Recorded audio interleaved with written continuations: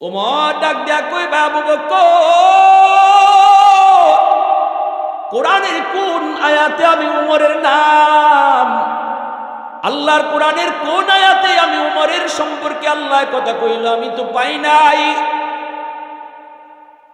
সাথে সাথে আবু বকর সিদ্দিক বলে, ভাই ওমর, আল্লাহর কোরআনের আয়াত হলো দলিল, ইল্লা মান তাবা ওয়া আমানা ওয়া আমিলা আমালান সালিহা ফাউলাইকা ইউবাদদিলুল্লাহু সাইয়্যাতিহিম হাসানাত। আল্লাহ পাক রব্বুল আলামিন বলে, আল্লাহ নবী বলে, আবু বকর, নেকি বদলা বদলি করবা কি করবা না আমি জানি না, আমি এই ব্যাপারে কোনো মতামত দিব না, এটা তোমাদের নিজেদের ইখতিয়ার, তোমরা দুইজনে ভালো বোঝো নেকি বদলা বদলি করবা কিনা। কারণ দুজন আমার শ্বশুর, আমার কথায় কে আবার নারাজ হয়, কে খুশি হয়, ঠিক না? কে জিতে যায় কে ঠকে যায় এটাও তো একটা বিষয় আছে। আমি নবী বলবো না, তবে আমি একটা কথা কই, যেই রাতের নেকি তুমি জানতে চেয়েছো, নেকিটা আমি তোমারে বলি। এরে আবু বকর শোনো, তামাম দুনিয়ার সমস্ত উম্মতের নেকি যদি এক পাল্লায় রাখা হয়, আর তুমি আবু বকরের ওই রাতের নেকি এক পাল্লায় রাখা হয়, আমার আল্লাহ জানাইছে তোমার নেকির পাল্লা ভারী হয়ে যাবে। আওয়াজ দেয়া করুন না সুবহানাল্লাহ। सिद्दीक तेरा नाम से इस्लाम रहेगा, सिद्दीक तेरा नाम से इस्लाम रहेगा, दुनिया की सदाकत में तेरा नाम रहेगा, फारूक तेरा नाम से इस्लाम रहेगा, दुनिया की अदालत में तेरा नाम रहेगा, दुनिया की अदालत में तेरा नाम रहेगा। যার ভিতরে আল্লাহর ভয়, যার ভিতরে আল্লাহর ভয় যে পরিমাণ, সে তত বড় মুত্তাকি। আল্লাহু আকবার জোরে কর। আল্লাহর ভয় যার ভিতরে যত বেশি, সে তত বড় মুত্তাকি, আর যে যত বড় মুত্তাকি সে আল্লাহ তত বড় ওলি। যে যত বড় মুত্তাকি সে আল্লাহর তত বড় ওলি। এটা আল্লাহর ঘোষণা, আল্লাহ পাকের ঘোষণা। অতএব যদি ওলি হতে হয়, গুনাহ থেকে দূরে থাকতে হবে, গুনাহ মুক্ত থাকতে হবে। গুনাহ যদি হয়ে যায় সাথে সাথে তওবা করে নিতে হবে। তওবা করলে পরে একটা মানুষ, তওবা করলে পরে একটা মানুষ আর গুনাহকারী থাকে না, গুনাহে থাকে না। তওবার সাথে সাথে তারে আল্লাহ গুনাহ মুক্ত বানায় দেয়। আল্লাহু আকবার জোরে কর, আরো জোরে কর আল্লাহু আকবার। যেই মানুষটা অজু ভাঙার পর সাথে সাথে অজু করে নেয়, এই মানুষটা সব সময় অজুর হালতে থাকে। অজু যে সব সময় থাকে এমন না। একটা মানুষ সব সময় অজুর হালতে থাকে, আমরাও বলি সে সারা জীবন ওর অজুর হালতে থাকে, রাত দিন অজুর হালতে থাকে। তার মানে কি সে বাথরুমে যায় না? তার মানে কি সে ঘুমায় না? কয় না, ঘুমায়ও, তারপরে বাথরুমেও যায়, হাজত সারে, তবুও কেমনে অজুর হালতে থাকে? কয় বাথরুম সারার পরে আবার সাথে সাথে অজু করে নেয়, ঘুমানোর পর পর আবার ঘুম থেকে উঠে অজু করে নেয়। এজন্য ঘুমটাও তার অজুর হালতে থাকে। এজন্য সর্ব অবস্থায় তারে বলা হয় অজুর হালতে আছে। যেই মানুষটার জীবনে গুনাহ হয়ে যায়, গুনাহ হয়ে যায়, শয়তান গুনাহ করে ফেলায়, শয়তান গুনার ভিতরে লিপ্ত করে দেওয়া বড় অন্যায় নয়? সবচেয়ে বড় অন্যায় বড় গুনাহ করার পর তওবা না করা। যদি কোনো মানুষ গুনাহ হওয়ার পর সাথে সাথে তওবা করে ফেলে, রে যুবক, এই মানুষটা গুনাহ করছে না বলে আল্লাহর কাছে গণ্য হয়। যেন তার জীবনে কোনো গুনাহই নাই, যেন সে গুনাহ মুক্ত জীবন কাটায়। সব সময় যেমন অজুর হালতে থাকে, কারণ অজু ভাঙ্গার পরে আবার অজু করে নেয়। গুনাহ হওয়ার পরে যেই মানুষটা আবার তওবা করে, সে যেন সব সময় গুনাহ মুক্ত থাকে। এজন্যই তওবার এত দাম, তওবার এত দাম। আত-তাইবু মিনাদ দামবি কামান লা দাম্বালা। আল্লাহ নবী বলেছেন, তওবাকারী এমন ভাবে তওবা করলে পরে আল্লাহর দরবারে সে হয় উপস্থিত হয়। তওবাকারী আল্লাহর কাছে এমন ভাবে সে নিজেরে পেশ করে যেন তার আমলনামায় কোনো গুনাহই থাকে না, কোনো গুনাহই থাকে না। এজন্য যুবক, তওবার দ্বারা একজন মানুষ মুহূর্তের ভিতরে আল্লাহর ওলি হয়। কেমনে কেমনে জানেন? কারণ হলো তার অন্তরে আল্লাহর ভয় ঢুকে গেছে, গুনাহ হইছে, গুনাহ করার পরই ভয় ঢুকে গেছে। এটার নামই তাকওয়া। ঠিক কিনা জোরে কর? এটার নামই তাকওয়া। কয় হায় আমি এটা কি করলাম, হায় আমার দ্বারা এটা কি হয়ে গেল গো মালিক, আমারে তো শয়তান ধোঁকায় ফেলাই দিছে। ও মালিক, আমি আর জীবনে এই গুনাহ করব না, আর জীবনে এই গুনাহ করব না। তখন আল্লাহ পাক রব্বুল আলামিন এমন খুশি হয়, আল্লাহ খুশি হয় তার যে গুনাহটা হইছিল এই গুনাহটারে আল্লাহ পাক নেকি বানায় দিলেন। ঢিল মারতেই তার মাথাটা ফেটে গেছে, রক্ত পড়তেছে ফিনকি দিয়া। এইবার রক্ত শূন্য হয়ে উঠটা মারা গেল। এই যুবক ঘুম থেকে উঠার পর যখন তার উট খোঁজা শুরু করলো, খুঁজতে খুঁজতে আইসা দেখে এই যে দেখা যায় উটটা মরে গেছে। কে মারছে? এই বুড়া মানুষটা। কেন মারছো? কয় আমার জমি নষ্ট করছে। সাথে সাথে ওই বুড়া মানুষটারও সে একটা ঘুষি মারছে। ঘুষি মারতেই বুড়া মানুষটাও পড়ে গেছে। পিছনে পড়তেই পাথরের মধ্যে পড়লো, মাথাটা ফেটে বুড়া মানুষটাও মারা গেল। এইদিকে উটের লাশ, এইদিকে জমির মালিকের লাশ। এখন যুবক চিন্তায় পড়ে গেল, আমি কি করলাম? হ্যাঁ, আমি এটা কি করলাম? আমি তো খুনি হয়ে গেলাম, মানুষ মেরে ফেলেছি। যদিও যুবক জানে না তার ঘুষিতে ওই মানুষটা মরে যাবে, কিন্তু আল্লাহর ভয় তার কলিজায় ঢুকে গেল। আমি এখান থেকে এখন ভাগতে পারি, যদি আমি চলে যাই কেউ পাবে না, আমারে খুঁজেও পাবে না, খুনিকে কেউ পাবে না। কিন্তু আমি এখান থেকে ভাগলো, কেউ না জানলো খুন করছে কেডা, এটা জানেন কে? তো আওয়াজ দেয়া বলেন, জানেন কে? আমি আল্লাহর আদালতে খুনি, আল্লাহর আদালতে খুনি। না না, আমি আল্লাহর আদালতে খুনি হয়ে উঠতে চাই না, প্রয়োজনে ওমরের আদালতে আমার বিচার হোক। মহব্বতের সাথে জবান খুলে অল্প সময় জিকির করি। রাজি আছি সবাই ইনশাআল্লাহ? লা ইলাহা ইল্লাল্লাহ, লা ইলাহা ইল্লাল্লাহ।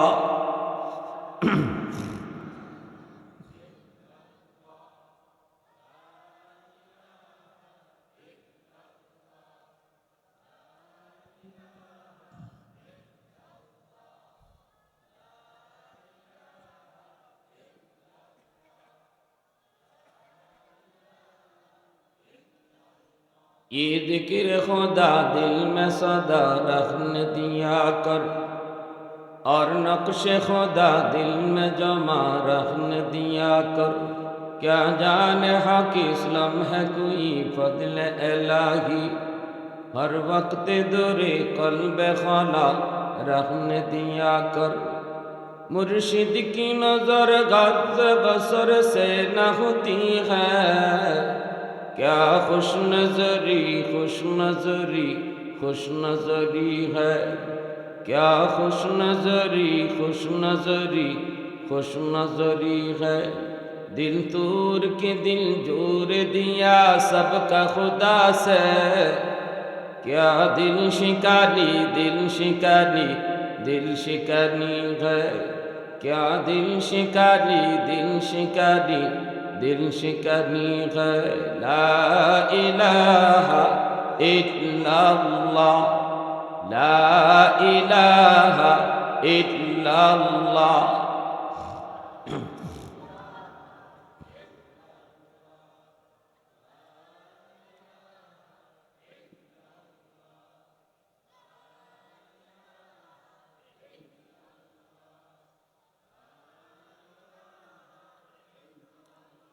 লা ইলাহা ইল্লাল্লাহু মুহাম্মাদুর রাসূলুল্লাহ।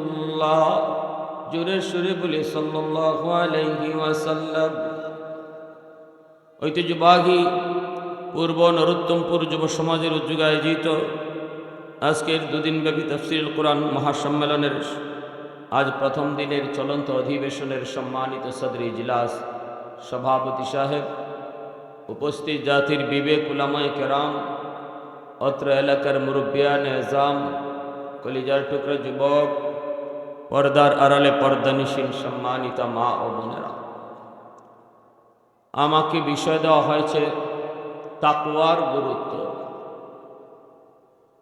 আমি আমার বিষয়কে সামনে রেখে পবিত্র কালামুল্লাহ শরীফ থেকে একখানা আয়াতে করিমা তিলাওয়াত করেছি। আল্লাহ আমাকে ইখলাসের সাথে কিছু কথা বলার এবং আমাদের সবাইকে আমলের নিয়তে শোনার তৌফিক দান করুন। অত্যন্ত বরকতি মজলিস। এই মজলিস এই মুহূর্তে আল্লাহর কাছে বড় দাম। এই মুহূর্তে এই মজলিসের বহুত দাম। কেমন দাম? আল্লাহ বলেন, হুমুল জালিসু লা ইয়াশকা জালিসুহু। এটা এমন এক বরকতি মজলিস, এই জিকিরের মজলিসে যেই বসবে আমি আল্লাহ তারই মাফ করে দেব। আল্লাহ বলেন, আমি কাউকে নিরাশ করব না। ফেরেশতারা প্রশ্ন করেছিলেন, মালিক সবাই তো ওয়াজ শোনার নিয়তে বসে নেই, কেউ কেউ এসেছে বাড়ি যাবে, কারো নিয়ত হলো বাজারে যাবে, তো রাস্তায় ওয়াজ দেখে সে বসে বলল,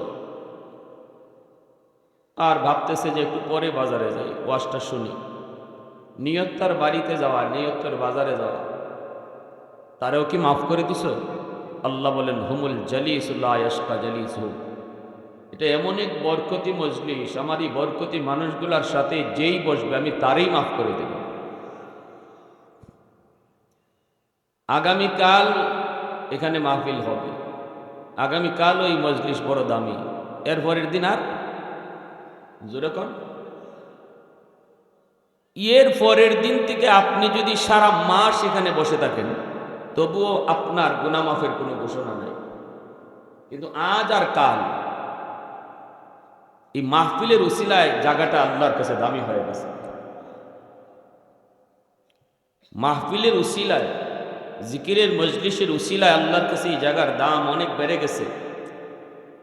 আর যেদিন মাহফিল শেষ হবে এরপর দিন থেকে যদি এখানে মাসও কেউ কাটায় তবুও তো তার গুনাহ মাফের ঘোষণা নাই। আজ আর কাল বসলে তার গুনাহ মাফের ঘোষণা আছে। অতএব প্যারে হাজিরিন, এই সুযোগ থেকে কেউ বঞ্চিত না হয়। জীবনে বহু ছোট বড় গুনাহ আমাদের জানা অজানা বহু হয়। এই ধরনের মজলিসগুলো আমরা কখনো হাতছাড়া না করি। বলা যায় না, আল্লাহ পাক এই মজলিসের উসিলায় আমার জীবনের গুনাহ মাফ করে দিলে আল্লাহ কারো কাছে জবাব দেওয়া লাগবে? কেউ আল্লাহকে এই কথা জিজ্ঞেস করবে যে আল্লাহ একটা ওয়াজ মাহফিলে বসলো আর তুমি এই উসিলায় মাফ করে দিছো? এই কথা জিজ্ঞানোর সাহস আছে কারো? এটা একান্তই কার ইচ্ছা? একান্তই কার ইচ্ছা? আল্লাহ পাকের ইচ্ছা। মুআজ্জাজ হাজিরিন, এজন্য গুনাহ মাফের আশা নিয়ে সবাই বসে পড়ি, নাজাতের আশা নিয়ে সবাই চলে আসে। মুআজ্জাজ হাজিরিন, তাকওয়া বহুত বড় এক দৌলত, যার সহজ বাংলা হলো আল্লাহর ভয়। আল্লাহর ভয়ে গুনাহ থেকে দূরে থাকা, আল্লাহর ভয়ে গুনাহ থেকে দূরে থাকা, ছোট হোক বড় হোক, ছোট বড় গুনাহ থেকে আল্লাহর ভয়ে দূরে থাকার নাম হলো তাকওয়া। আর যে দূরে থাকে তাকে বলে মুত্তাকি। তাকে কি বলে? মুত্তাকি। যে গুনারে ভয় পায় সেই মুত্তাকি। আর এই তাকওয়ার দৌলতে মানুষ আল্লাহর ওলি হয়। ইন আউলিয়াউহু ইল্লাল মুত্তাকুন। এক আয়াত আল্লাহ বলছেন, আল্লাহু ওয়ালিয়্যুল্লাযীনা আমানু। আল্লাহ ঈমানওয়ালাদের বন্ধু। ঈমানওয়ালাদের বন্ধু। ওলি শব্দের শাব্দিক বাংলা অর্থ হলো বন্ধু। আল্লাহ বলতেছেন, আমি আল্লাহ ঈমানওয়ালাদের বন্ধু। কিন্তু সব ঈমানদার আল্লাহর বন্ধু না। সব ঈমানদার আল্লাহর বন্ধু না। আল্লাহ সব ঈমানদারের বন্ধু। কথাটা একটু বুঝবেন, একটু খেয়াল করবেন। মনোযোগ আমার দিকে আসে তো সবাই? আমি কোনো রকম ভূমিকা ছাড়াই আমার আলোচ্য বিষয়ে ঢুকে পড়ছি। এখন আপনাদের মনোযোগ আমার দিকে যত থাকবে আমার গোছানো আলোচনা হবে। মনোযোগ যদি এদিক সেদিক থাকে আমার আলোচনা এদিক সেদিক যাবে।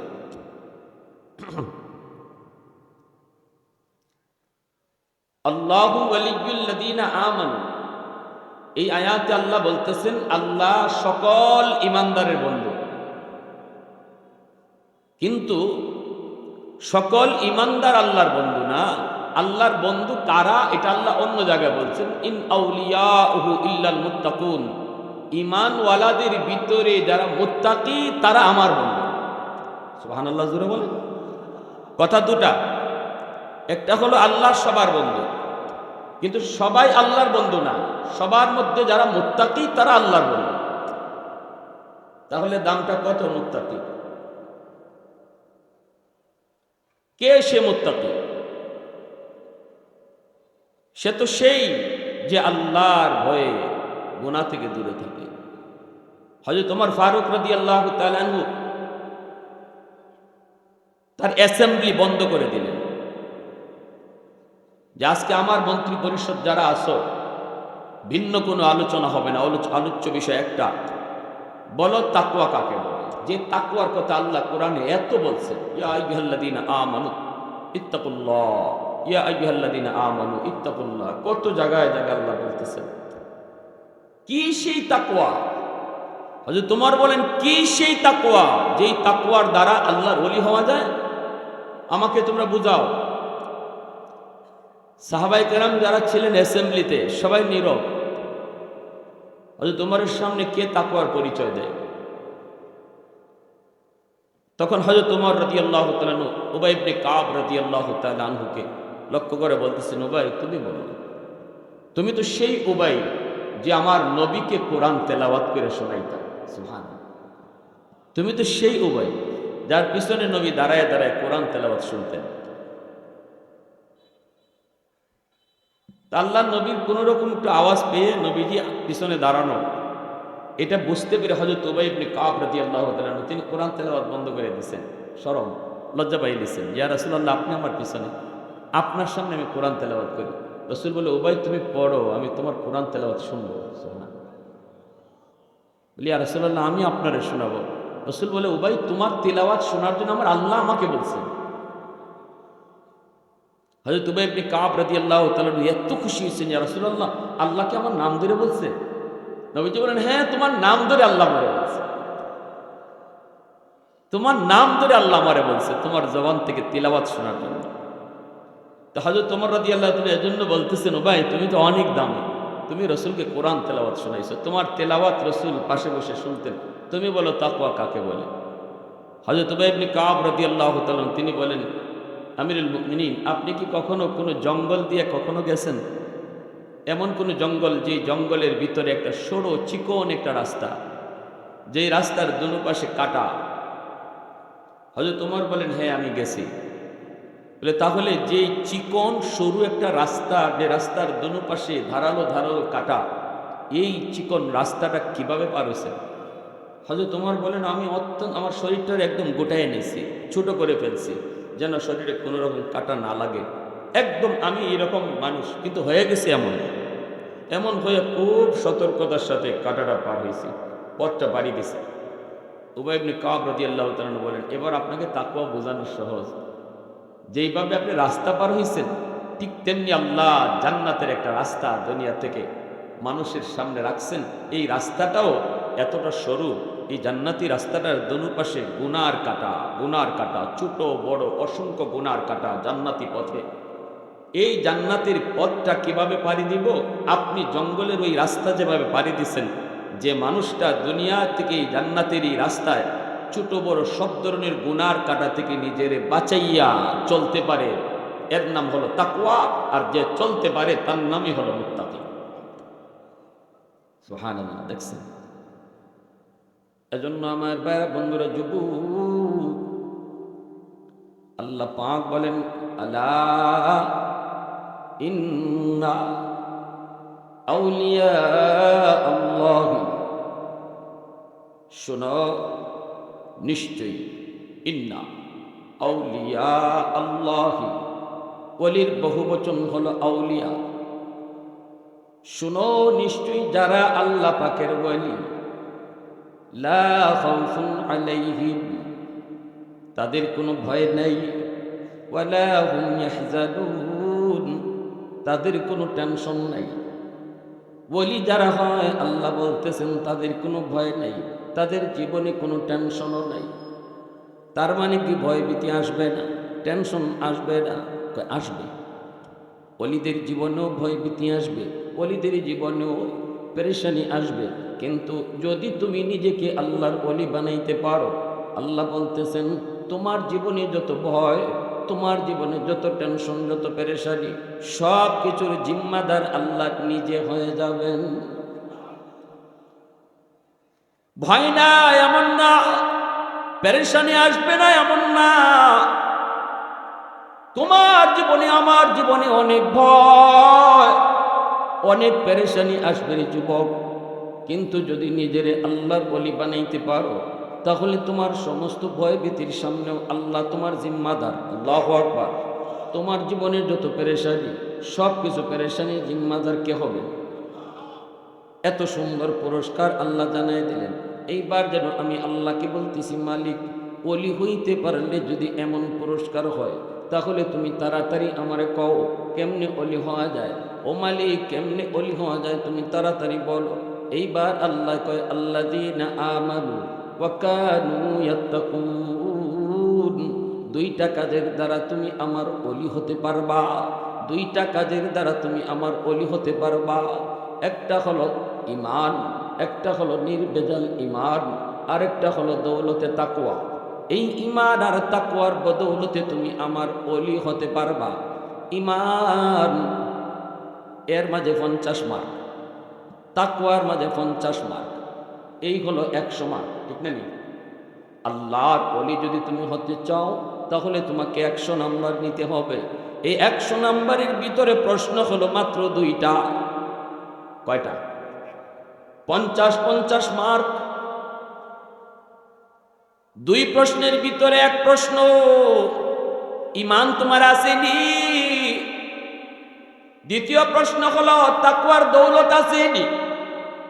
এই দুই প্রশ্নের ভিতরে একটা প্রশ্নের জবাব আল্লাহ পাক আমাদেরকে দিতে না করছেন। আল্লাহ কয়, প্রথম প্রশ্ন আমি তোমাদেরকে নিজের থেকে দিয়া দিলাম, 50 নাম্বার আমি তোমাদেরকে আমার থেকে দিয়া দিলাম। মুসলমানের ঘরে জন্ম দিয়া, আল্লাহু আকবার জোরে কও, ইমানদারের ঘরে জন্ম দিয়া তোমাকে 50 নাম্বার আমার তরফ থেকে দিয়া দিছি।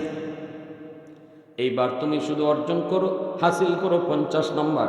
তুমি শুধু বাকি 50 নাম্বার যেই প্রশ্নটা, এই প্রশ্নের জবাবটা সঠিক দাও, এই প্রশ্নের জবাব সঠিক দাও।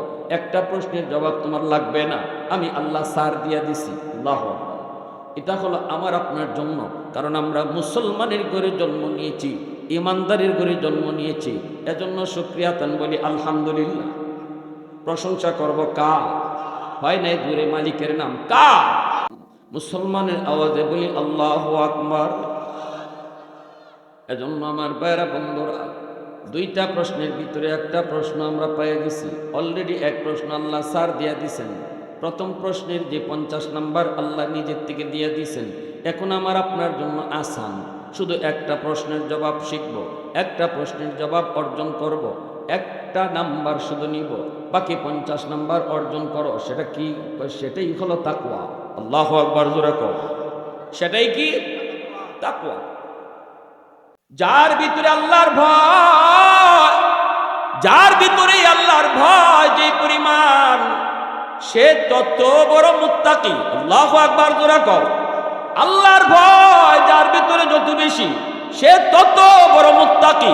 আর যে যত বড় মুত্তাকি, সে আল্লাহর তত বড় ওলি। যে যত বড় মুত্তাকি, সে আল্লাহর তত বড় ওলি। এটা আল্লাহর ঘোষণা, আল্লাহ পাকের ঘোষণা।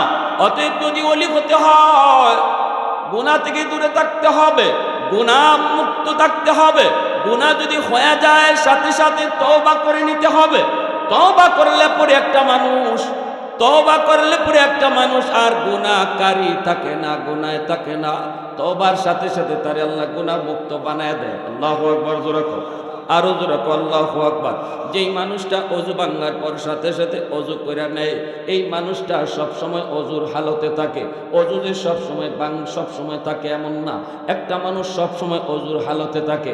আমরাও বলি সে সারা জীবন অজুর হালতে থাকে, রাত দিন অজুর হালতে থাকে। তার মানে কি সে বাথরুমে যায় না? তার মানে কি সে ঘুমায় না? কয় না, ঘুমায়ও, তারপরে বাথরুমেও যায়, হাজতও সারে।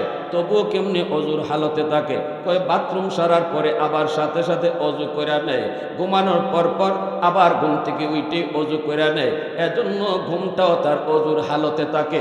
এজন্য সর্ব অবস্থায় তারে বলা হয় অজুর হালতে আছে। যেই মানুষটার জীবনে গুনাহ হয়ে যায়, শয়তান গুনাহ করে ফেলায়, শয়তান গুনার ভিতরে লিপ্ত করে দেওয়া বড় অন্যায় নয়? সবচেয়ে বড় অন্যায় বড় গুনাহ করার পর তওবা না করা। যদি কোনো মানুষ গুনাহ হওয়ার পর সাথে সাথে তওবা করে ফেলে, রে যুবক, এই মানুষটা গুনাহ করছে না বলে আল্লাহর কাছে গণ্য হয়। যেন তার জীবনে কোনো গুনাহই নাই, যেন সে গুনাহ মুক্ত জীবন কাটায়, সব সময় যেমন অজুর হালতে থাকে। কারণ অজু ভাঙ্গার পরে আবার অজু করে নেয়, গুনাহ হওয়ার পরে যেই মানুষটা আবার তওবা করে, সে যেন সব সময় গুনাহ মুক্ত থাকে। এজন্যই তওবার এত দাম, তওবার এত দাম। আত-তাইবু মিনাদ দামবি কামান লা দাম্বা লা। আল্লাহ নবী বলেছেন, তওবাকারী এমন ভাবে তওবা করলে পরে আল্লাহর দরবারে সে হয় উপস্থিত হয়। তওবাকারী আল্লাহর কাছে এমন ভাবে সে নিজেরে পেশ করে যেন তার আমল নামায় কোনো গুনাহ থাকে না, কোনো গুনাহ থাকে না। এজন্য যুবক, তওবার দ্বারা একজন মানুষ মুহূর্তের ভিতরে আল্লাহর ওলি হয়। কেমনে কেমনে জানেন? কারণ হলো তার অন্তরে আল্লাহর ভয় ঢুকে গেছে, গুনাহ হইছে, গুনাহ করার পরই ভয় ঢুকে গেছে। এটার নামই তাকওয়া। ঠিক কিনা জোরে কর, এটার নামই তাকওয়া। কয় হায় আমি এটা কি করলাম, হায় আমার দ্বারা এটা কি হয়ে গেল গো মালিক, আমারে তো শয়তান ধোঁকায় ফেলাই দিছে। ও মালিক, আমি আর জীবনে এই গুনাহ করবো না, আর জীবনে এই গুনাহ করবো না। তখন আল্লাহ পাক রব্বুল আলামিন এমন খুশি হয়, আল্লাহ খুশি হয় তার যে গুনাহটা হইছিল এই গুনাহটারে আল্লাহ পাক নেকি বানায় দিলেন। সুবহানাল্লাহ, জোরে কইতেন না? ইল্লা মান তাবা ওয়া আমানা ওয়া আমিলা আমালান সালিহা ফাউলাইকা ইউবাদদিলুল্লাহু সাইয়্যাতিহিম হাসানাত ওয়া কানা আল্লাহু গফুরুর রহিমা। আল্লাহ পাক রব্বুল আলামিন কয়, তওবাকারী তওবা করার পরে তার গুনাহ যেই পরিমাণ হয়, এই পরিমাণ গুনাহকে আল্লাহ পাক নেকি বানায় দেয়। তওবাকারী তওবা করার পরে যদি তার গুনাহ থাকে সাগর পরিমাণ, আল্লাহ তওবার পরে সাগর পরিমাণ নেকি বানায় দেয়। গুনাহ যদি হয় পাহাড় পরিমাণ, পাহাড় পরিমাণ নেকি আল্লাহ বানায় দেয়। এজন্যই তো হযরত আবু বকর সিদ্দিক রাদিয়াল্লাহু তাআলা আনহু হযরত ওমর ফারুক রাদিয়াল্লাহু তাআলা আনহুকে একদিন ডাক দিয়া বলতেছেন, ভাই ওমর, আমি আবু বকরের মন বলে তুমি ওমরের জীবনের নেকি আমার চেয়ে অনেক বেশি, তোমার জীবনের নেকি আমার চেয়ে অনেক বেশি। এই কথা বলতেই হযরত ওমর বলতেছেন, এটা কেমন কথা? আপনি হলেন উম্মতের ভিতরে সবচেয়ে বড়, নবীর পরে আপনার মর্যাদা উম্মতের উপরে, তাহলে আমার নেকি আপনার চেয়ে বেশি হয় কেমনে? হযরত ওমর যখন এই প্রশ্ন রেখেছেন, তখনই হযরত আবু বকর বলেন, ওমর, আমি আমার মন গড়া বলি নাই, তোমার জীবনের নেকি যে বেশি এর পিছনে আল্লাহর কোরআনের আয়াত দলিল। ওমর ডাক দেয়া কই, আবু বকর, কোরআনের কোন আয়াতে আমি ওমরের নাম, আল্লাহর কোরআনের কোন আয়াতে আমি ওমরের সম্পর্কে আল্লাহ কথা কইল আমি তো পাই নাই। সাথে সাথে আবু বকর সিদ্দিক বলে, ভাই ওমর, আল্লাহর কোরআনের আয়াত হলো দলিল, ইল্লা মান তাবা ওয়া আমানা ওয়া আমিলা আমালান সালিহা ফাউলাইকা ইউবাদদিলুল্লাহু সাইয়্যাতিহিম হাসানাত। আল্লাহ পাক রব্বুল আলামিন বলেন, আল্লাহ পাক রব্বুল আলামিন তার জীবনের যেই পরিমাণ গুনাহ থাকে এই পরিমাণ গুনারে আল্লাহ নেকি বানায় দেয়। এটা তুমি পাইছনি কোরআনের আয়াত? হযরত ওমর কই, এই আয়াত তো আমিও পড়ছি, এটা তো আমিও পাইছি, এখানে তো আমি ওমরের সম্পর্কে আল্লাহ কিছু কয় নেই। হযরত আবু বকর বলেন, এটাই হলো রুল, এটাই হলো স্কেল, এই স্কেলের ভিত্তিতে আমি জরিপ করে দেখেছি তোমার জীবনের নেকি আমার চেয়ে বেশি। কেমনে, কিভাবে একটু কন? এই কথা বলতে আবু বকর কয়, তাহলে এবার জবাব দিও, ইসলাম গ্রহণ করার আগে তোমার জীবনের গুনাহ আমার সমান না বেশি ছিল? একটু কও। তোমার জীবনের গুনাহ আমার থেকে কম না বেশি? হযরত ওমর কয়, অবশ্যই আমার গুনাহ বেশি। ইসলাম গ্রহণ করার আগে আমার গুনাহ আপনার চেয়ে বেশি। কয়, এই কথাতে তুমিও একমত, আমিও একমত। এইবার ইসলাম গ্রহণ করার পর, তওবা করার পরে আল্লাহ পাক তোমার জীবনের যেই গুনাহটা বেশি ছিল, এই বেশি গুনাহটারে যদি আল্লাহ নেকি বানায় দেয়, তাহলে আগে গুনাহ ছিল যেমন আমার চেয়ে বেশি, এখন তো নেকিও হয়ে গেছে বেশি। उल्फत में तेरी वही सीने दमदान को तूरा,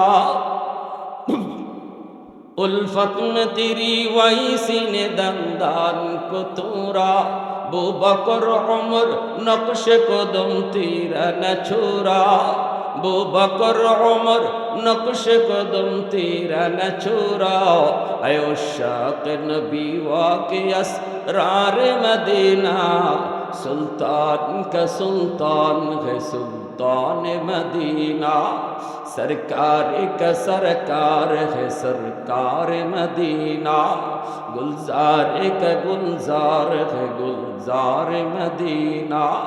अल्लाह ने मक्का ही में ये काबा बनाया, इस काबा का काबा तेरी मरकद को बनाया, अल्लाह ने मक्का ही में ये काबा बनाया, इस काबा का काबा तेरी मरकद को बनाया, ऐसा लम्हा जी चले जा राह मदीना, सुल्तान का सुल्तान है सुल्तान मदीना, सरकार का सरकार है सरकार मदीना, गुलजार का गुलजार है गुलजार मदीना। मोहब्बतेर साथे आवाज दिया बोली अल्लाहु আকবার। এই জবাব দেওয়ার পর হযরত ওমর নীরব হয়ে গেলেন, নিস্তব্ধ হয়ে গেলেন। কারণ আল্লাহর কোরআনে আয়াত দিয়ে হযরত আবু বকর সিদ্দিক দলিল দিয়ে দিয়েছেন, এখন আর ওমরের যুক্তি চলবে না, ওমরের কোনো কথাই চলবে না। এটাই তো হলো মুসলমানের দায়িত্ব, এটাই তো মুসলমানের বৈশিষ্ট্য। আমার যুক্তি ততক্ষণ যতক্ষণ আল্লাহর কোরআন পাই না, আমার বুদ্ধি ততক্ষণ যতক্ষণ নবীর হাদিস পাই না, আমার পণ্ডিতি ততক্ষণ যতক্ষণ কোরআন হাদিস পাই না। যখনই আমি আল্লাহর কথা নবীর কথা পেয়ে যাব, তখনই আমার যুক্তি বাতিল, আমার পণ্ডিতি বাতিল, আমার কথা বাতিল। আল্লাহর কথাই ঠিক, আমার নবীর কথাই ঠিক। আমার মতে মত নয়, নবীর মতে মত, এর নাম হলো উম্মত। কিনা জোরে কও। যত বড় পণ্ডিত আমি হই, যত বড় জ্ঞানী হই, আমার জ্ঞান যেখানে শেষ, আমার পণ্ডিতি যেখানে শেষ, এখান থেকে আমার রসুলের কথা মাত্র শুরু। এই জিনিসটাতে কেউ যদি মিস করে, এখানে যদি কেউ ভুল করে, তার সব ভুল। ঠিক কিনা জোরে বলে, সব ভুল। নাস্তিকরা কেন নাস্তিক হয়? এই জায়গাত নাস্তিক হয়। খোদাদ্রোহীরা কেন খোদাদ্রোহী হয়? এখানে খোদাদ্রোহী হয়। তার বুঝটারে আল্লাহর বুঝের উপরে, রসুলের বুঝের উপরে বড় মনে করে। অথচ আমার আপনার যুক্তি, আমার আপনার বিবেক লিমিটেড। আল্লাহ এর একটা ক্ষমতা দিয়েছেন, এর বাহিরে চিন্তা করলে আমরা কিছুই পাবো না। ঠিক না? আল্লাহ পাক আমার আপনার নবীরে মেরাজের সফর করাইছেন, ঐতিহাসিক সফর। সামান্য সময়ের ভিতরে, অল্প কয়েক মিনিটের ভিতরে হাজার হাজার মাইল আল্লাহ সফর করে নবীরে আবার ফেরত দিয়েছেন বাইতুল্লাহ। এটা কোনো মানুষের যুক্তিতে আসবে? এটা মানুষের কোনো ব্রেইনে আসবে? এটাই তো মক্কার কাফিররা কইছিল, মুহাম্মদ কও কি তুমি, কও কি? ঘুম থেকে উঠে গেছো, আবার এই বিছানা এখনো গরমই রইছে, ঠান্ডা হয় নাই, এতটুকু টাইম ওযু করছো, পানি জায়গা মতো গড়ায় যায় নাই, এতটুকু টাইমের ভিতরে বাইতুল্লাহ থেকে বাইতুল মাকদিস, মসজিদে আকসা হাজার মাইল পারি, ওখান থেকে আবার 7 আসমান পারি, আবার আল্লাহর সাথে কথা কই আবার নামাজ নিয়ে ফিরত আইছো, কও কি তুমি? কিভাবে পসিবল? আল্লাহ রসুল বলে, এটা আমার দ্বারা হয় নাই, পসিবল হয়েছে আমার আল্লাহ করাইছেন। কে করাইছেন? যে আমার আল্লাহর কুদরত। আমার আপনার ব্রেন যেখানে হ্যাং মারবে, এখান থেকে আল্লাহর কুদরত শুরু হবে। ঠিক না? এজন্যই আল্লাহ আমার নবীর এই ঐতিহাসিক সফরের ঘটনা আমাদেরকে কোরআনে শোনাইছেন। সুবহানাল্লাযী আসরা বিআবদিহি লাইলাম মিনাল মাসজিদিল হারামি ইলাল মাসজিদিল আকসা। আল্লাহ শুনাইতেছেন, শুনো দুনিয়ার মানুষ, এবার আমি আমার বন্ধুর একটা ঐতিহাসিক সফরনামা শুনাইতেছি, শোনো তোমরা। আল্লাহ সফর শুনাইবেন, সুবহানাল্লাহ কেন আগে বলাইলেন? আল্লাহ আগেই বলাইতেছেন, আগে সুবহানাল্লাহ পড়ো, কারণ এমন এক ঘটনা শুনাইতেছি, এমন এক কাহিনী তোমাদেরকে শুনাইতেছি, তোমাদের মেমোরি ক্যাচ করবে না, তোমরা এখানে হতাশ হয়ে যাবা, তোমাদের ব্রেন কোলাবে না, তোমরা পাগল হয়ে যাবা। কেমনে সম্ভব? কেমনে সম্ভব? এমনে সম্ভব, যেহেতু আমি করাইছি, এজন্য সবার আগে ঘটনা শুনবার আগে সুবহানাল্লাহ পড়ো। মক্কার কাফেররা আল্লাহ রসুলের কথা মানলো না।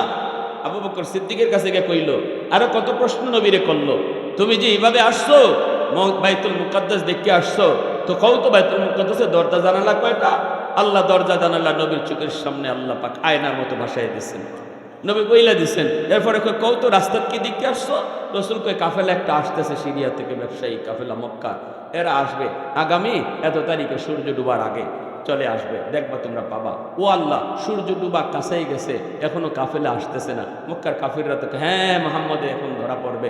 মোহাম্মদ কইছিল মসজিদে আকসায় গেছে, রাস্তায় নাকি আমাদের মক্কার একটা ব্যবসায়িক কাফেলা পাইছে, সূর্য তো ডুবে প্রায় কাছাকাছি, সূর্য তো প্রায় কাছাকাছি, এখনো তো কাফেলা আসলো না।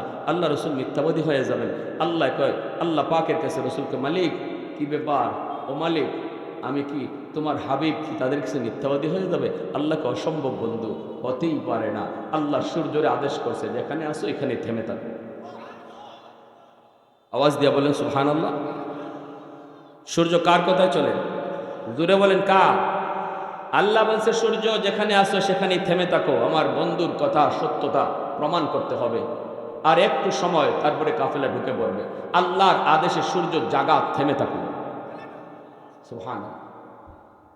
প্যারে হাজির, এজন্য বলতেছি, আমার আপনার যুক্তি, আমার আপনার বুদ্ধি, আমার আপনার বিবেচনা, আমার যত পণ্ডিতি, আমার যত জ্ঞান, সব এক জায়গায় অকেজু বাতিল যখনই শুনবো এটা আমার আল্লাহর কথা, আমার রসুলের কথা। হযরত আবু বকর সিদ্দিক রাদিয়াল্লাহু তাআলা আনহু যখনই কইছেন এটা কোরআনের আয়াত দিয়া দলিল দিয়া দিলেন, হযরত ওমর চুপ হয়ে গেলেন। আর কি বলবেন? হযরত ওমর বলেন, ভাই আবু বকর, যদি এমনই হয়, আমার জীবনের নেকি যদি তোমার জীবনের নেকির চেয়ে বেশি হয়, তাহলে এক কাজ করো, আমি ওমর আমার জীবনের সব নেকি তোমাকে দিয়ে দিব গো, বিনিময়ে তুমি শুধু আমাকে এক রাতের নেকি দিবাইনি। সিদ্দিক আকবর এইবার বলতেছে, ভাই ওমর তুমি কোন রাতের নেকি চাও? তোমার বলতেছে, ভাই আবু বকর, যেই রাতে আমার মায়ার নবীর সাথে তুমি হিজরত করেছো, মক্কা থেকে মদিনায় গিয়েছো, নবীকে তুমি পিঠের মধ্যে চড়ায়া গারে সুরে উঠছো, যেই পাহাড় এত উঁচু পাহাড়, এই পাহাড়ে উঠবার সময় তুমি নবীকে যায় বলছো, নবী গো আপনি এত উঁচু পাহাড় উঠতে পারবেন না, আপনার বড় কষ্ট হবে গো নবী, পিঠে উঠেন, আমি আবু বকর আপনাকে পিঠে নিয়ে পাহাড়ের চূড়ায় পৌঁছবো। ও ভাই আবু বকর, এত উঁচু পাহাড়, ওই পাহাড়ে তুমি পাথর ডিঙ্গায়া ডিঙ্গায়া উঠছো, অথচ তোমার পিঠে দু জাহানের বাদশা, তোমার পিঠে দু জাহানের বাদশা, দু জাহানের সর্দার রে পিঠের মধ্যে লইয়া তুমি পাহাড়টা বায়া বায়া চূড়ায় গে পড়ছো। এই সেই গুহা গারে সুর, সেই গুহার কিনারা যায় তুমি কইছো, নবী গো আপনি এখানে একটু দাঁড়ান, আমি একটু গুহার ভিতরটা দেখে আসি, সেটা নিরাপদ কিনা, যদি কোনো হিংস্র জীব জানোয়ার থাকে, আপনার কামড় দিলে আপনারে যদি দংশন করে, আপনার যদি ক্ষতি হয়, তাহলে গোটা উম্মত হালাক হয়ে যাবে। আর আমি আবু বকরের যদি কামড় দেয়, ক্ষতি হয়, তেমন কোনো ক্ষতি হবে না।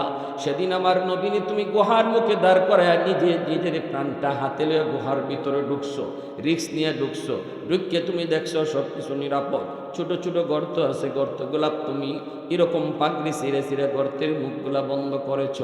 সবগুলি গর্তের মুখ বন্ধ করা সম্ভব হয়েছে রে ভাই আবু বকর, একটা গর্তের মুখ বন্ধ করা সম্ভব হয় নেই।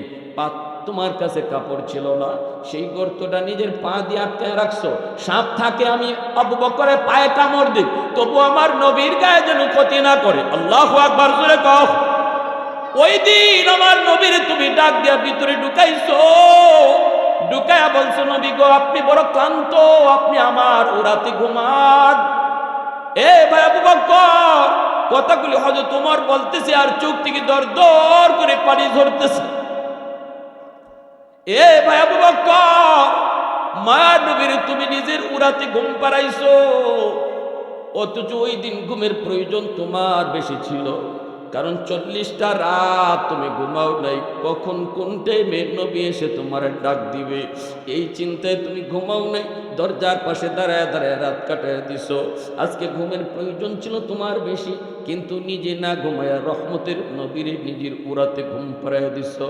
আল্লাহর নবী তোমার উড়াতে ঘুমাইতেছেন, এই অবস্থায় তোমার পায়ে সাপে কামড় দিল।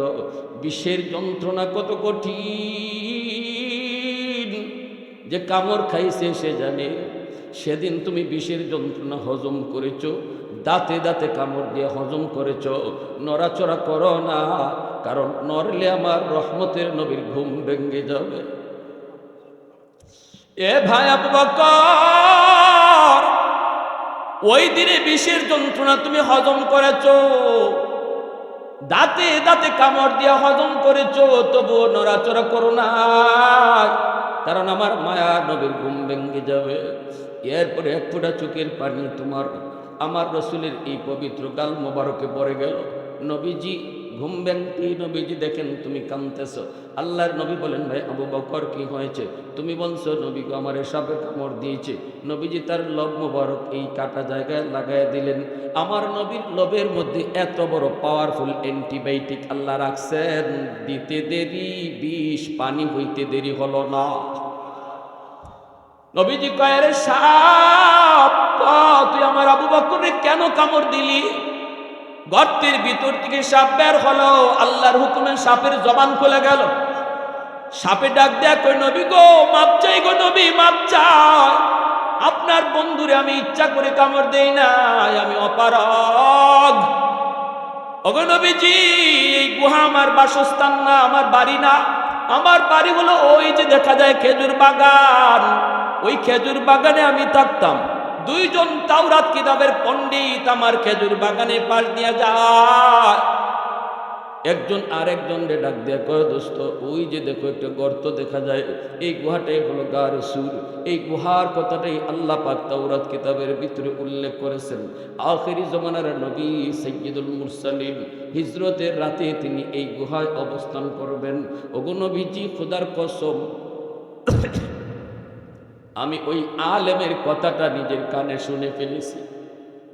সেদিন থেকে আমি সাপ নিয়ত করেছি আর বাগানে থাকবো না, আমার রহমতের নবীরে এক নজর দেখার জন্য আজ থেকে আমিও গুহায় থাকব। এখানে আজকে দিন যায়, মাস যায়, বছর যায়, অপেক্ষা আমার দিন যায়, রাত যায়, শুধু এক নজর আপনারে দেখব। বেশি দূরেও যাই না গো নবী, আশেপাশে যা পাই খেয়া চলে আসি। আমার দীর্ঘদিনের মনের ইচ্ছা আজকে পূরণ হতে চলেছে, কিন্তু আপনার আবু বকর আমার গর্তের মুখটা পা দিয়ে আটকাইয়া রাখছি। কেমনে আমি নবীকে বের হই? বের হওয়ার কোনো পথ পাইতেছি না, এজন্য বাধ্য হয়ে কামড়টা দিয়েছি গো নবী, মাপ চাই। এই ঘটনাগুলি হযরত ওমর যখন আবু বকরকে বলতেছে আর বলতেছে, ভাই আবু বকর, আমি ওমর, আমি জীবনের সব নেকি তোমাকে দিয়ে দিলাম, বিনিময়ে শুধু আমাকে ওই একটা রাতের নেকি তুমি দিয়ে দাও। ওই এক রাতের নেকির বিনিময়ে আমি ওমর জীবনের সব নেকি তোমার দিয়ে দিব। বলতি আবু বকর বলতেছে, ভাই ওমর, এই রাতে আমার কি পরিমাণ নেকি হয়েছে আমি নিজেও তো জানি না। তোমার সাথে যে আমি নেকি বদলা বদলি করবো, আগে তো আমার জানতে হবে। চলো আমরা নবীর কাছে যাই, আল্লাহ নবীর কাছে গিয়া জানি ওই রাত্রে আমার কেমন নেকি হয়েছে, কি পরিমাণ নেকি হয়েছে। দুজন চলে আসলেন। এবার বলুন তো, এই দুইজন নবীজির সম্পর্কে কি হন, আত্মীয়তার সম্পর্ক কি? মাঠ থেকে বলতে পারবেন একজন যুবক? হযরত আবু বকর আর ওমর নবীজির আত্মীয়তার সম্পর্কে কি হন? শ্বশুর, নবীজির শ্বশুর। আর পরের দুইজন হযরত উসমান আর আলী জামাই। মুসলমান হিসেবে এটা আমাদের বেসিক নলেজ জানা দরকার আছে না নাই? এগুলা সাধারণ জ্ঞান। আপনারা মুফতি সাহেব হতে কই না তো আমরা, আপনারা মুফাসসির হতে কই না, কিন্তু মুসলমান এজ এ মুসলিম এতটুকু জ্ঞান তো থাকা সবার দরকার, ঠিক না?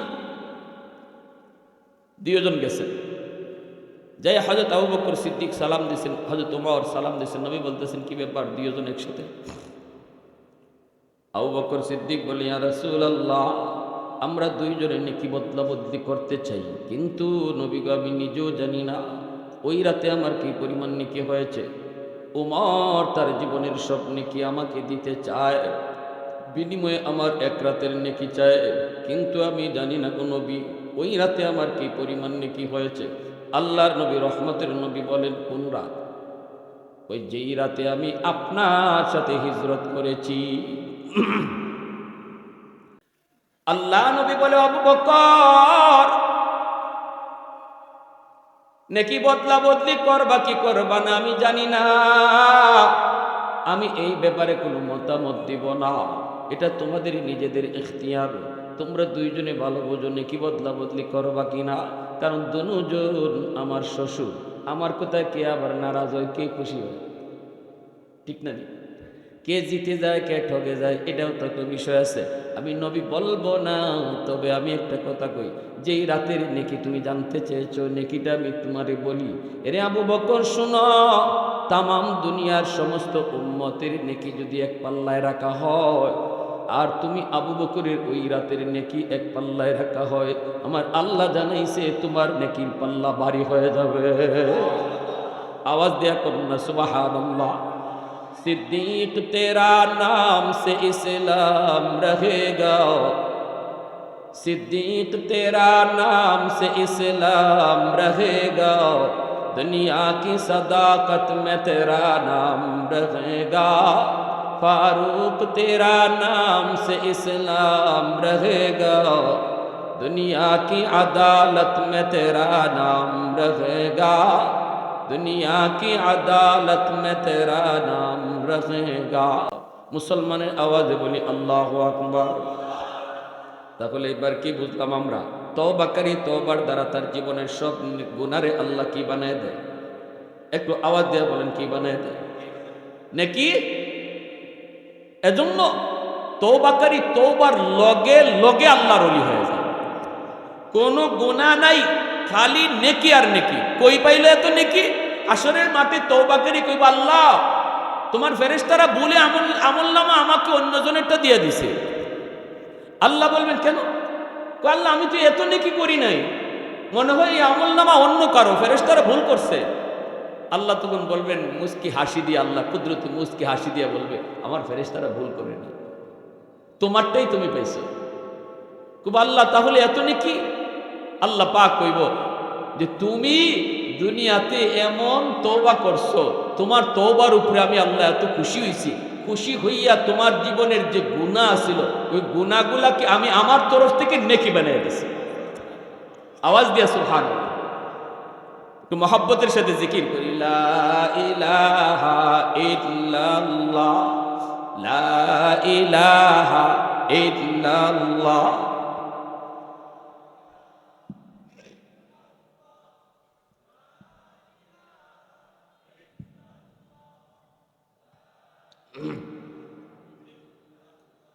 আরো জোরে, লা ইলাহা ইল্লাল্লাহ।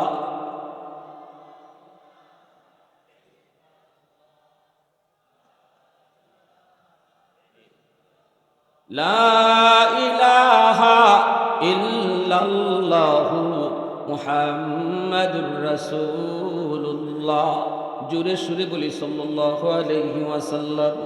তাহলে এবার আমরা একটু মন দিয়ে শুনি কি বলছিলাম। তাকওয়ার দৌলতের দ্বারা মানুষ আল্লাহর ওলি হয়, তাকওয়ার দ্বারা মানুষ আল্লাহর ওলি হয়।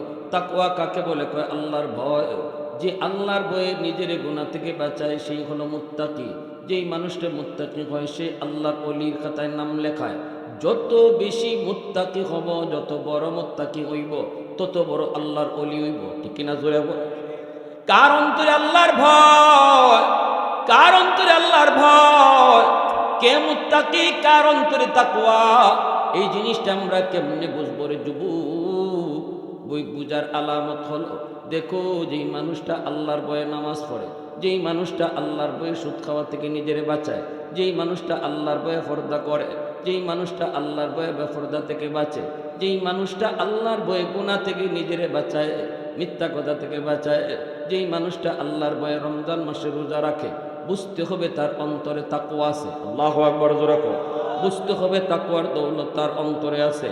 কারণ মুত্তাকি এই কথাটা সবসময় চিন্তা করে, কেউ না দেখলেও দেখেন কে?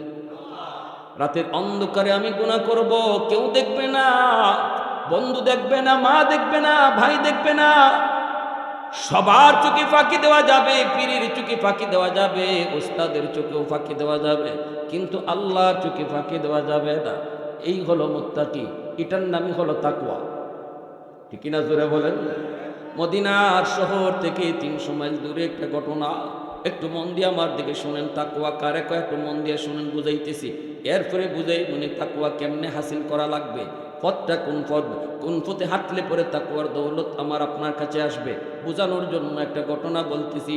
খলিফাতুল মুসলিমিন আমিরুল মুমিনিন হযরত ওমর ফারুক রাদিয়াল্লাহু তাআলা আনহুর জমানার ঘটনা। মদিনা শরীফ থেকে 300 মাইল দূরে ওই এলাকা থেকে একটা যুবক তার উটের পিঠে সওয়ার হয়ে রওনা দিয়েছে, মদিনায় আসবে। দীর্ঘ পথ পাড়ি দিতে দিতে মদিনার কাছাকাছি চলে আসলো। প্রচণ্ড রোদ, দিনের বেলা আরবের মানুষ সফর করে না, অধিকাংশই রাতের বেলা সফর করে। ওই যুবক সে প্রচণ্ড রোদের কারণে একটা খেজুর বাগানে বিশ্রাম নিল, উটটারে বেঁধে রাখলো, কিন্তু ঘুমন্ত অবস্থায় উটটা রশি ছিঁড়ে চলে গেল। পাশে একটা জমি, যেই জমির মধ্যে মালিকে মাত্র চারা লাগাইছে, এই চারাগুলা উঠে যায় নষ্ট করে ফেলছে। যুবক তো ঘুমে, সে তো বলতে পারে না। এইদিকে জমির মালিক একজন বৃদ্ধ মানুষ, ওই বুড়া মানুষটা জমিকে দেখার জন্য আসলো। আইসা দেখে তার চারাগুলা সব নষ্ট করে ফেলেছে। কে নষ্ট করে ফেলেছে? কয়েকটা উটে। কার উট? সেই বৃদ্ধ মানুষটা তা তো জানে না। এবার সে করলো কি, এই মানুষটা এই উটটারও ফেটে ঢিল মারলো। ঢিল মারতেই তার মাথাটা ফেটে গেছে, রক্ত পড়তেছে ফিনকি দিয়া। এইবার রক্ত শূন্য হয়ে উটটা মারা গেল। এই যুবক ঘুম থেকে উঠার পর যখন তার উট খোঁজা শুরু করলো, খুঁজতে খুঁজতে আইসা দেখে এই যে দেখা যায় উটটা মরে গেছে। কে মারছে? বুড়া মানুষটা। কেন মারছো? কয় আমার জমি নষ্ট করছে। সাথে সাথে ওই বুড়া মানুষটারও সে একটা ঘুষি মারছে। ঘুষি মারতেই বুড়া মানুষটাও পড়ে গেছে, পিছনে পড়তেই পাথরের মধ্যে পড়লো, মাথাটা ফেটে বুড়া মানুষটাও মারা গেল। এইদিকে উটের লাশ, এইদিকে জমির মালিকের লাশ। এখন যুবক চিন্তা করে গেল, আমি কি করলাম? হ্যাঁ, আমি এটা কি করলাম? আমি তো খুনি হয়ে গেলাম, মানুষ মেরে ফেলেছি। যদিও যুবক জানে না তার ঘুষিতে ওই মানুষটা মরে যাবে, কিন্তু আল্লাহর ভয় তার কলিজায় ঢুকে গেল। আমি এখান থেকে এখন ভাগতে পারি, যদি আমি চলে যাই কেউ পাবে না, আমারে খুঁজেও পাবে না, খুনিকে কেউ পাবে না। কিন্তু আমি এখান থেকে ভাগলো, কেউ না জানলো খুন করছে কেডা, এটা জানেন কে? তো আওয়াজ দেয়া বলেন, জানেন কে? আমি আল্লাহর আদালতে খুনি, আল্লাহর আদালতে খুনি। না না, আমি আল্লাহর আদালতে খুনি হয়ে উঠতে চাই না। প্রয়োজনে ওমরের আদালতে আমার বিচার হোক। আল্লাহর আদালতকে আমি ডরাই। এর নামই হলো তাকওয়া। এর নাম জোরে কোন? এর নামই তাকওয়া। হযরত চলে আসছেন, আমি লম্বা আলোচনায় যাব না, মাত্র 5 মিনিট। ওমরের আদালতে এই যুবককে হাজির করা হলো। মামলা দিল কে? বুড়া মানুষটার পক্ষে তার 2টা সন্তান। হযরত ওমর বলতেছেন, খুন করছে কে? সে বলতেছে আমি। কেন? আমার উটটার উনি মেরে ফেলছে, আমি গুসায়টা ঘুষি মারছি, বুঝতে পারি নাই ইনি যে মারা যাবে। আমি ইচ্ছা করে মারি নাই আমিরুল মুমিনিন, ইচ্ছা করে মারি নাই। হযরত ওমর বলেন, ইচ্ছা মারছো অনিচ্ছা মারছো এটা তো আমার দেখার বিষয় না, মানুষ তো মনের খবর জানে না। মনের খবর জানেন কে? আল্লাহ। অতএব তুমি খুন করছো, এটাই ফাইনাল, রায় হয়ে গেছে, ফাঁসি। হযরত ওমর বলতেছেন, তোমাকে সুযোগ দেওয়া হলো শেষ ইচ্ছা পূরণ করার। মনে কোনো ইচ্ছা আছে? কয়েকটা ইচ্ছা আছে। কি? আমার এলাকার একজন ইহুদি দোকানদার, তার কাছ থেকে মাল আনছি, ঋণটা পরিশোধ করছি না, যদি এই অবস্থা আমি মারা যাই, ওই লোকটা কেবল মুসলমান জাতটাই বালা না, এরা কথা দিয়ে কথা রাখে না। সুযোগ যদি দেন আমি বাড়ি যাব আর ঋণটা পরিশোধ করে চলে আসব। আমি ঋণ গলায় লইয়া কবরে যেতে চাই না, মানুষের কোনো হক লইয়া কবরে যেতে চাই না। বুদ্ধিমান কখনো মানুষের মামলা নিয়ে আল্লাহর আদালতে হাজির হয় না। সমস্ত মানুষের মামলা দুনিয়াতে যে ডিসমিস করে সেই হলো বুদ্ধিমান। ঠিক কিনা জোরে বলেন? কারণ আল্লাহ নিজের হক আল্লাহ মাফ করে দিবে, বান্দার হক আল্লাহ মাফ করবে না। হয়তো তোমার বলেন অসম্ভব, বাড়িতে দেওয়া যাবে না, তবে একটা সুযোগ আছে দেওয়ার। যদি তোমার পক্ষে কেউ জামিন হয় তাহলে সুযোগ দেওয়া যেতে পারে। মদিনায় কোনো আপন কেউ আছে? আমির মুমিনিন কেউ নেই, আমারে ফাঁসিতে ঝুলাই দেন। জল্লাদ ফাঁসিতে ঝুলানোর জন্য আগাইতেছে। এই অবস্থায় হাউস থেকে নবীর একজন সাহাবী আবু যর গিফারি রাদিয়াল্লাহু তাআলা আনহু হাত তুলে বলতেছে, আমিরুল মুমিনিন, আমি আমার এই ভাইয়ের পক্ষে জামিন হইলাম। কে সেই সাহাবী? আবু যর গিফারি। ওমর ডাক দিয়া কয়, আবু যর, এই ফাগলামি কইরো না, কারণ তারে চিনো না, আইব কি আইব না কোনো গ্যারান্টি নাই। যদি না আয় তাহলে তোমারে ফাঁসি ঝুলাতে হবে, তোমাকে ফাঁসিতে ঝুলাইতে হবে। এটাই হলো আইন, এটাই হলো সিদ্ধান্ত। আবু যর গিফারি বলতেছে, আমিরুল মুমিনিন, আমার এই ভাইয়ের সাথে রক্তের সম্পর্ক নাই, কিন্তু ঈমানের সম্পর্ক আছে। অতএব আপনি ছুটি দেন, অসুবিধা নাই। আমি নবীর জবানে শুনেছি মুসলমান মুসলমানের ভাই, আর ঈমানের সম্পর্ক রক্তের সম্পর্কের চেয়েও বেশি গভীর। রক্তের ছেলে যদি আল্লাহ না মানে তারে ছেলে বলা যায় না। এজন্যই আল্লাহ নূহ নবীরে কইছে, নূহ লাইসা মিন আহলিক, কেনান তোমার সন্তান না, না তোমার সন্তান না, রক্তের সন্তান কেনান, আল্লাহ কই সন্তান না, কারণ তার কলিজায় ঈমান নাই। আর ঈমানের দ্বারাই মুসলমানের আত্মীয়তার সম্পর্ক তৈরি হয়। আবু যর গিফারির এই কথা শোনার পর হয়তো তোমার যুবককে ছুটি দিয়া দিলেন, যুবক তুমি যাও, তবে সময় হলো আগামী শুক্রবার জুম্মার আগে হাজির হয়ে যাবা। যুবক দ্রুত বেগে বাড়িতে চলে গেল। মদিনার মানুষ সবাই জানে আবু যর গিফারি হলেন জামিন। যুবক গেল, যায় তাড়াতাড়ি সে তার এই ঋণ পরিশোধ করলো। মার কাছ থেকে বিদায় নিল, বাবার কাছ থেকে বিদায় নিল। একমাত্র মায়ের সন্তান বাপ মারে কান্দাইয়া যুবক আবার ঘোড়ার পিঠে সওয়ার হইয়া চলে আসতেছে। রাস্তায় তার জিনপুষটা ভেঙে গেছে, ঘোড়ার একটু দেরি হয়ে গেল। জুম্মার আজানও শেষ, জুম্মার নামাজের পরও যুবক মদিনায় ঢুকতে পারে নাই। এই দিকে হয়তো তোমার আবু যর গিফারির বাড়িতে পুলিশ পাঠিয়ে দিলেন, যাও আবু যরকে দইরা নিয়ে আসো। আবু যর গিফারিকে মদিনার আদালতে নিয়ে আসা হয়। আবু যর গিফারি সবার কাছ থেকে বিদায় নিয়ে মদিনার আদালতে রওনা দিয়েছে। যুবক মদিনার মানুষ কান্না করে করে ঘর থেকে বের হয়, নারী পুরুষ সবাই কান্না করে। এই অবস্থায় আবু যর গিফারিকে ফাঁসিতে ঝুলাই দেওয়া হবে। মদিনার মানুষজন কাঁদতেছে। হ্যাঁ, একটা খুনির জন্য নবীর এত বড় সাহাবী আবু যরকে আজকে ফাঁসিতে ঝুলানো হবে। মদিনার ওই জল্লাদ কই জীবনে কত ফাঁসির কাজ আমি সম্পন্ন করলাম, কিন্তু এই ফাঁসিটা সম্পন্ন করার সময় এক পা আমার আগা এক পা পিছনে যায়। জীবনে কোনোদিন জল্লাদের চোখ দিয়ে পানি আসে নাই, কিন্তু ওই দিন পানি আসতেছে। হঠাৎ করে দেখা যায় একজনে চিৎকার দিয়া কয়, জল্লাদ থামো, ওই যে একটা ঘোড়া দ্রুত বেগে আসতেছে। জল্লাদ থেমে গেল। যুবক ঘোড়া নিয়ে একদম হাউজের ভিতরে ঢুকলো। ঢুককেই কয়, আমার বাইটারে নামায় দেন, আমারে ফাঁসিতে ঝুলাইয়া দেন। মদিনার মানুষের চোখের পানি মুছে কিন্তু আবার কান্না শুরু হয়ে গেছে। ওমরও কান্দে। যে যুবক বাড়ি গেল, এরপর আবার ফাঁসির আসামি হইয়া ফেরত আইল। বোঝা গেল সে ইচ্ছা করে খুন করে। আওয়াজ দিয়ে বলেন ঠিক কিনা? সুযোগ ছিল বাড়িতে থাকার, সুযোগ ছিল আর ফিরে না আসার, কিন্তু এরপরও যে যুবক আল্লাহর ভয়ে আবার আইসে আল্লাহর আদালতে আসামি হতে চাই না, দুনিয়ার আদালতে আমার মামলা ডিসমিস হোক, সে ইচ্ছা করে মানুষ খুন করতে পারে না। অতএব যেই কথাটা সে আগে কইছিল অনিচ্ছায় এটা ঘটছে, এটাই ঠিক। কিন্তু হয়তো তোমার রায় দিবেন কি কইরা? তিনি তো বাদী না, বাদীর মামলার বাদী তো দুই ছেলে, ওই বৃদ্ধ মানুষের দুই ছেলে। ওই দুই ছেলেও মদিনার মানুষের হাবভাব বুঝে গেছে। সবাই বুঝতেছে যুবক ইচ্ছা করে মারে নাই। দুই ভাই চিৎকার দিয়া আমিরুল মুমিনিন, আমরা দুই ভাই ছিলাম মামলার বাদী, আমরা মামলা উড্ড করলাম, আমার ভাইয়ের আমরা মাফ করে দিছি, আমাদের বুঝ হয়ে গেছে সে ইচ্ছা করে মারে নাই। আজ থেকে আমরা দুই ভাই না, আমরা হয়ে গেলাম তিন ভাই।